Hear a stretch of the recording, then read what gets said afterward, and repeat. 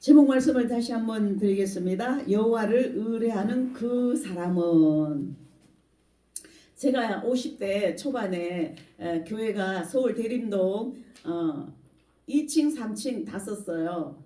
3층은 기도원, 2층은 교회.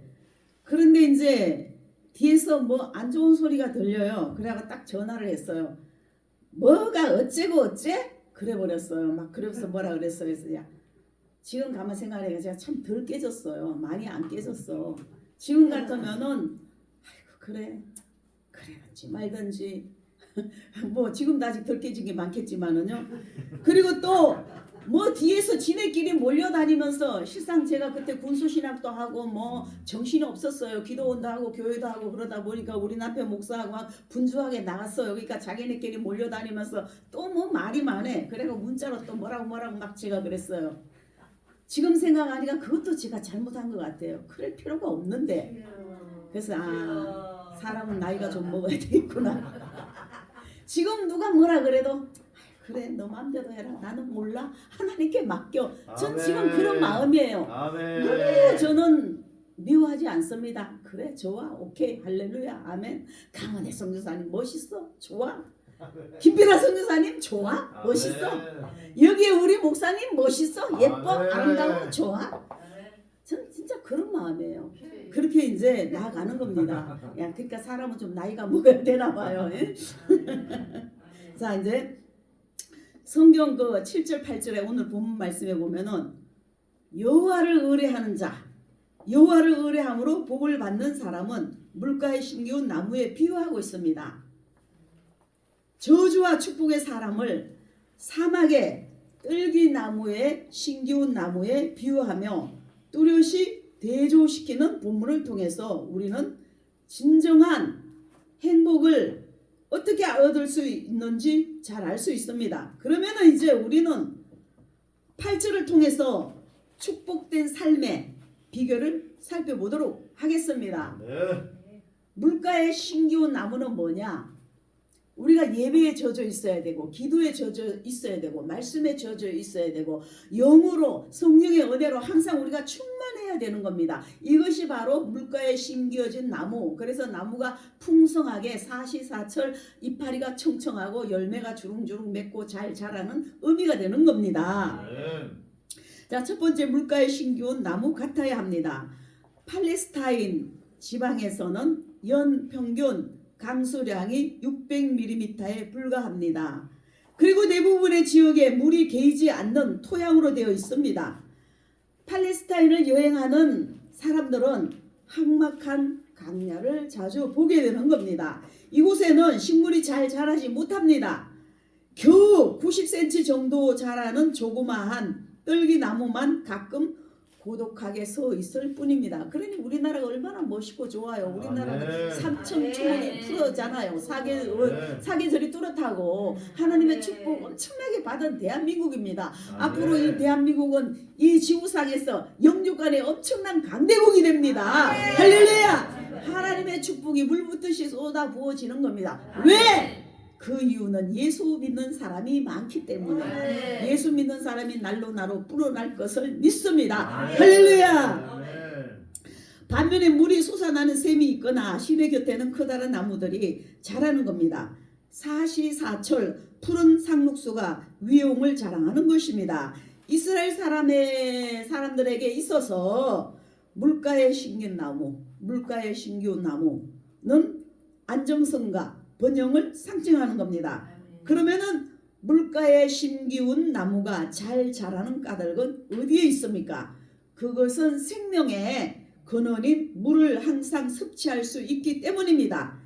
예레미야 선지자는 이를 여호와를 의지하며 의뢰하는 것이라고 말하고 있습니다. 이는 사람을 믿으며 혈육으로 그 권력을 삼고 마음을 여호와께서 떠난 것은 반대되는 상태입니다. 사람을 믿으면 안 되는 겁니다. 사람을 의지하는 건 안 되는 겁니다. 그러나 사람은 사랑해야 되는 겁니다. 힘이 없는 인생을 의지하지 말라고 했습니다. 인간을 의지할 때 그 삶은 말라 비뚤어지게 되는 겁니다. 인간이 줄 수 있는 것은 너무나 작기 때문이에요. 반면에 천지를 지으신 하나님께서는 하나님을 의지하는 자는 필요로 하는 것은 무엇이든지 풍성하게 공급해 주시는 것입니다. 삶의 뿌리를 어디에 두어야 되겠습니까? 건조하고 메마른 땅인 사막과 같은 인간이 두어야 하겠습니까? 아니면은 사시사철 푸른 물이 흐르는 시냇가와 같은 하나님께 삶의 기초를 두어야 되겠습니까? 물론 뭐 하나님께 두어야 되겠죠. 하나님께 심겨져야 되겠죠. 인생의 행복과 불행은 바로 우리의 삶의 뿌리를 어디에 두는지에 달려 있는 겁니다. 그래서 우리는 정말로 예수 잘 믿으면은 엄청난 축복이에요. 아까 그 목사님은 부모들이 믿어주고 기도 많이 하니까 얼굴이 평화롭잖아요. 얼마나 은혜로워요. 우리가 항상 얼굴이 평화롭고 은혜롭고 하나님 은혜로 살아가야 되는 겁니다. 그러니까 그게 다 외모로 나타나요. 할렐루야. 두 번째, 뿌리를 강변에 뻗치는 나무와 같아야 합니다. 좋은 환경에 산다고 반드시 행복한 건 아닙니다. 그 환경의 장점을 수용할 수 있어야 참된 행복을 누릴 수 있는 겁니다. 대제사장 엘리의 가정에서 그 신뢰를 우리가 찾아볼 수 있습니다. 대제사장 엘리의 아들들은 모두가 다 제사장이었습니다. 여호와를 알지 아니한 불량자입니다. 이렇게 제사장 가정의 아들들이 여호와를 알지 못하는 불량자라 이겁니다. 어떻게 길렀길래?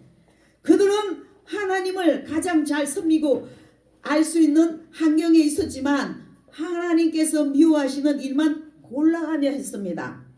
이는 마치 풍부한 물이 흐르는 시냇가에 있지만 그 뿌리를 강병에 뻗치지 않은 나무와 같습니다. 이런 나무는 잘 자라날 수 없습니다. 뿐만 아니라 뿌리를 깊이 내리지 않으면은 바람이 불면은 쉽게 넘어지는 겁니다. 태풍이 지나간 후에 넘어져 있는 가로수들을 우리가 볼 수 있잖아요. 이들 나무들은 뿌리를 약해 박고 있었기 때문입니다. 뿌리를 깊이 박으면 안 넘어져요. 안 뽑혀져요. 우리 성도들도 또한 우리 주의 종들도 또한 주님의 말씀에 주님의 은혜에 뿌리가 깊이 내려져 있어야 되는 것입니다. 그래서 주의 종들은 진리의 말씀에 뿌리를 깊이 내리고 또 그곳에서 풍성한 영적 영양분을 마음껏 빨아들여서 그래서 그것으로 많은 성도들에게 나누어주고 공급해줘야 되는 것입니다. 그래야만이 더위가 올지라도 두려워하지 않고 가물어도 걱정이 없는 나무처럼 그 잎이 청청할 수 있는 겁니다. 신앙적 위기가 닥쳐도 유혹과 핍박이 와도 변질되거나 위축되지 않고 하나님의 자녀된 성도로서 주의 종으로서 고고한 기품을 유지할 수 있는 것입니다. 할렐루야. 아멘. 세 번째, 계속 결실을 하는 나무 같아야 합니다. 우리는 결실을 많이 맺어야 돼요. 열매, 소담스러운 열매를 주렁주렁 많이 맺어야 돼요. 농부이신 하나님을 기쁘시게 해드려야 되는 겁니다. 열매가 없으면 무슨 소용이 있어요? 아무리 나무가 잘나고 잎이 청청해도 아무 열매가 없으면 예수님께로부터 저주받아요. 바짝 말라버리면 어떡하겠어요? 저주받아서. 그러나 열매를 주렁주렁 맺는 탐스러운 나무가 되어야 할 것입니다. 아멘. 물가에 심은 나무가 그 뿌리를 강변에 깊이 내리고 넓게 펼칠 때 나타나는 결과는 결실이 그치지 않는 겁니다. 계속 결실한다는 겁니다. 나무의 궁극적 목적은 튼튼한 열매를 많이 맺는 것입니다. 뿌리가 물에 근원에 다 있는 나무는 바깥의 환경이 어떠하든지 간에 상관없이 나무의 근본 목적을 이루게 되는 겁니다. 무더위가 와서 다른 나무들이 타들어갈 때도 잎사귀가 청청하고 가뭄이 닥쳐와도 걱정이 없다 이겁니다. 그러니까 뭐냐? 다시 한번 말씀드리면 은혜가 충만하고 말씀이 충만하고 기도가 충만하고 하나님 앞에 풍성하게 젖어 있으면 흔들리지가 않아요. 아멘. 누가 뭐라 해도 동남풍이 불어도 서북풍이 불어도 절대 안 흔들립니다. 꿋꿋합니다. 믿음이 충만하면 시험에도 안 들립니다. 네. 믿음이 충만치 못하니까 기도가 약하고 그냥 그러니까 시험 드는 거예요. 시험 들 이유가 없어요. 은혜가 충만하면은 하나님 것으로 충만히 차 있으면 말입니다. 할렐루야. 그 어떤 환경에도 왕성한 생명력을 지니며 결국은 풍성한 수확을 거두는 겁니다. 이는 성도가 아무리 어려운 외적 환경 가운데서도 은혜의 근원인 하나님을 의지하기만 하면은 풍성한 영적 은혜를 경험할 수 있음을 의미하는 겁니다. 열매 맺지 못하는 나무의 결말은 잘 알 것입니다. 열매 맺지 못하는 나무는 잘라서 불에 던져버리는 겁니다. 3년이고 5년이고 기다려도 열매 없어봐요. 자꾸만 영양분만 빨아들여서 축내고 그냥 농부에 그냥 힘만 들게 하고 그러면은 너는 안 되겠다 툭툭 잘라갖고 아궁이에 넣어버린단 말이에요. 불태워버린단 말이에요.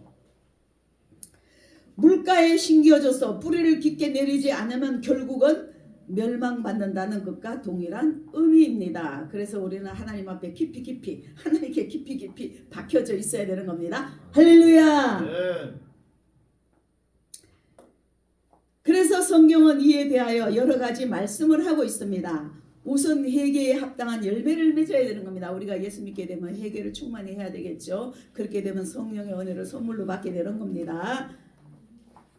뿐만 아니라 선한 행위의 열매를 맺어야 하는 겁니다. 그리고 복음의 전파의 열매와 전도의 열매를 맺어야 하는 겁니다.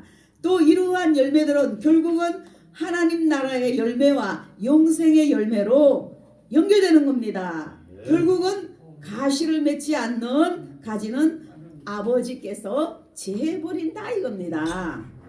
그래서 성경은 나무로 시작해서 나무로 끝맺는다고 말할 수 있습니다. 창세기 2장에 나오는 에덴 동산에 있는 생명나무와 선악을 알게 하는 나무로 시작해서 계시록 22장에 나오는 예루살렘의 생명수 강가에 있는 12실가를 맺는 생명나무로 비유하여 제시하는 경우가 많습니다. 그리고 그 사사기에 나오는 열왕기하에 나오는 요담 아마사의 우화 속에는 나무가 직접 의인화되어 나타나기도 합니다. 이는 우리가 인간과 너무나 친숙한 나무를 통하여 많은 영적 교훈을 얻을 수 있음을 보여주는 겁니다. 사막의 떨기나무 또 대조되는 물가에 심겨온 나무의 비유를 통하여 성도가 어떤 축복을 누려야 되는 겁니까? 또 더불어 이를 어떻게 향유할 수 있는지 인본주의가 득세하는 이 세상 사람 혈육을 의지할 것이 아니라 전지전능하신 주 여호와 아버지 하나님만을 의지해야 되는 겁니다. 할렐루야. 아멘. 철저하게 하나님을 의지해야 되는 겁니다. 네. 이러한 정신만이 믿음만이 물가에 심겨진 나무가 그 뿌리를 충분한 강변의 뻗침으로 많은 결실을 맺는 것과 같은 큰 영적 축복을 받는 비결이 되는 것입니다. 아멘. 할렐루야. 우리는 모두 이 말씀대로 살아서 예수님의 이름으로 제가 늘 18번으로 부르짖는 영권 인권 물권의 거부들이 되시기를 예수님의 이름으로 축원드립니다. 아멘. 할렐루야. 아멘. 아멘. 감사드립니다. 할렐루야. 하나님께 영광.